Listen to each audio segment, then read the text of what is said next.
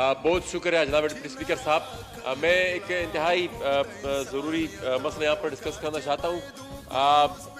2 دن سے ہمارے ضلع کرم کے 2 قبائل بالش خیر اور پاڑا شمکنی کے مابین ایک تنازع جو کہ کافی پرانا زمینی تنازع تھا وہ چلا رہا ہے، لیکن کل سے وہاں پر ان دونوں کے درمیان ایک لڑائی شروع ہو گئی ہے اور کافی بھاری اسلحہ بھی وہاں پر استعمال کیا جا رہا ہے.